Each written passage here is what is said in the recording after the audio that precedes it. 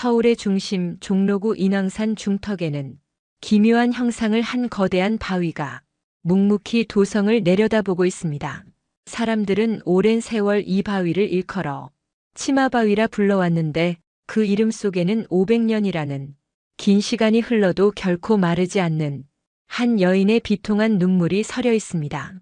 조선 왕조 500년 역사상 수많은 왕비가 명멸해 갔으나 단 7일이라는 가장 짧은 시간 동안만 왕비의 자리에 머물렀던 여인, 바로 조선 제11대 왕 중종의 조강지처인 단경왕후 신씨입니다. 그녀는 남편이 왕이 되는 최고의 영광을 누렸으나 바로 그 순간 친정아버지가 살해당하고 자신은 죄인의 딸이 되어 궁궐 밖으로 내쳐지는 참담한 대가를 치러야만 했습니다. 가장 행복해야 할 순간이 가장 끔찍한 불행으로 뒤바뀐 그날, 역사라는 거대한 수레바퀴 아래서 처참하게 짓밟힌 한 여인의 비극을 되짚어 봅니다. 1499년 13살의 어린 진성대군은 당대 최고의 권세가인 신수군의 딸과 혼례를 올리며 부부의 연을 맺었습니다. 당시 조선은 희대의 폭군 연산군의 관기가 극에 달해 하루가 멀다고 피바람이 불어닥치던 암흑의 시대였습니다. 왕의 이복 동생인 진성대군은 자신의 존재 자체가 형인 연산군에게 위협이 될 수 있다는 공포 속에 숨소리조차 크게 내지 못한 채 살얼음판 같은 하루하루를 견뎌야 했습니다. 바깥 세상과의 소통이 단절된 채 언제 죽음이 닥칠지 모르는 불안 속에 떨던 대군에게 아내 신씨는 유일한 벗이자 안식처였으며 생명줄과도 같은 존재였습니다. 특히 신씨의 고모가 바로 연산군의 비인 패비 신씨였기에 그녀는 폭군의 섯을 펄은 칼날로부터 남편을 지켜주는 가장 든든한 방패막이가 되어주었습니다. 두 사람은 비록 왕실의 법도에 묶여 있었으나 권력에 대한 욕심 없이 그저 서로의 온기에 의지해 소박하게 늙어가기를 간절히 소망했습니다. 권력의 정점이 아닌 아무도 주목하지 않는 곳에서 평범한 부부로 남기를 원했던 그들의 꿈은 소박했지만 다가오는 거대한 정치적 소용돌이 앞에서 그 꿈은 너무나도 연약하고 무력했습니다. 1506년 9월 운명의 날이 밝아왔습니다. 박원종과 성희안을 필두로 한 반정 세력이 폭군 연산군을 몰아내기 위해 군사를 일으켰고 이들은 거사의 성공을 담보하기 위해 가장 먼저 당대 최고의 권력자이자 신씨의 아버지인 신수군을 찾아갔습니다. 반정주도 세력은 신수군에게 반정에 동참할 것을 종용했습니다.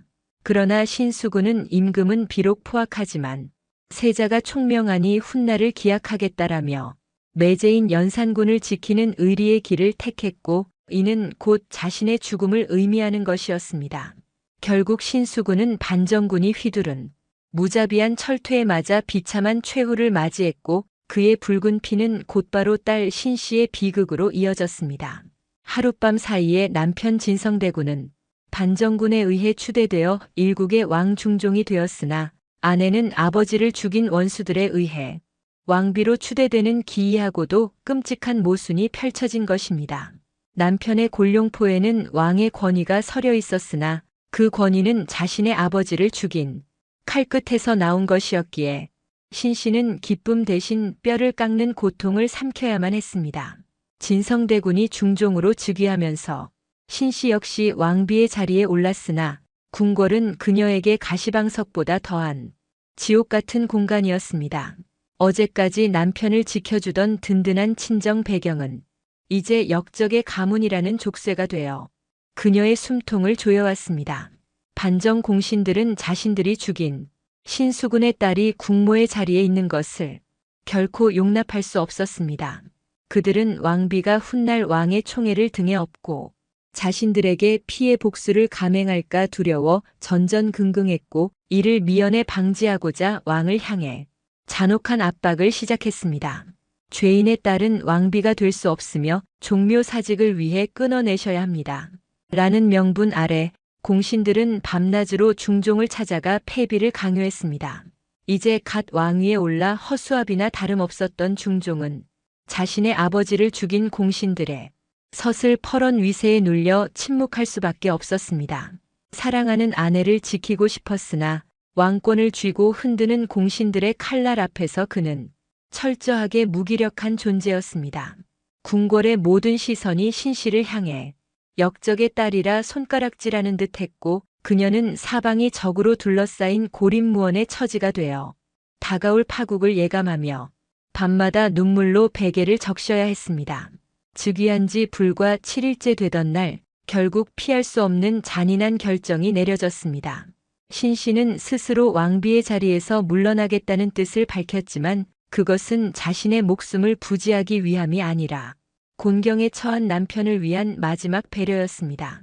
화려한 대례복을 벗고 소복으로 갈아입은 그녀는 눈물로 범벅이 된 남편의 손을 놓으며 텅 빈 가마에 몸을 실어야 했습니다. 그녀가 궁궐 문을 나서는 순간 육중한 문이 닫히는 소리는 마치 두 사람의 인연을 영원히 끊어버리는 단두대의 칼날 소리와도 같았습니다. 그녀는 중전이라는 존귀한 이름에서 다시 패비이자 죄인의 딸로 추락했고 남편과 함께했던 10여 년의 애틋한 세월은 비정한 정치 논리 앞에서 허무하게 지워졌습니다. 왕은 구중궁궐 깊은 곳에서 통곡했으나 그 울음소리는 담장을 넘지 못했고 쫓겨난 신씨는 인왕산 기슭의 초라한 거처에서 멍하니 궁을 바라보며 피눈물을 삼켰습니다. 한때 서로의 체온을 나누며 생사를 함께했던 부부는 이제 살아서는 다시 만날 수 없는 운명의 장벽을 사이에 두고 각자의 지옥을 견뎌야만 했습니다.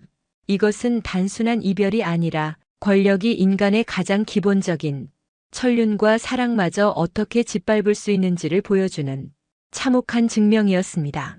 궁에서 쫓겨난 후에도 두 사람의 그리움은 결코 끊이지 않았습니다. 야사에 따르면 중종은 정사를 돌보다가도 답답할 때면 경회루에 올라 아내가 있는 인왕산 쪽을 하염없이 바라보곤 했다고 합니다. 이 슬픈 소식을 전해 들은 신씨는 자신이 궁에서 즐겨 입던 붉은 치마를 인왕산 바위에 걸어두어 말로는 전할 수 없는 남편에 대한 변함없는 사랑과 그리움을 표했습니다. 세월이 흘러 중종이 세상을 떠날 때까지 두 사람은 끝내 다시 만나지 못했고 신씨는 홀로 50여 년을 더 살다가 71세의 나이로 쓸쓸히 생을 마감했습니다. 훗날 영조 때에 이르러서야 그녀는 다시 왕후로 복위되었지만 죽은 자에게 뒤늦게 내려진 명예가 산 사람의 평생을 지배했던 고통과 외로움을 씻어줄 수는 없었습니다. 지금도 인왕산 치마바위는 권력이라는 비정함이 갈라놓은 부부의 슬픈 사랑을 기억하며 오늘도 말없이 서울 도성을 바라보고 있습니다.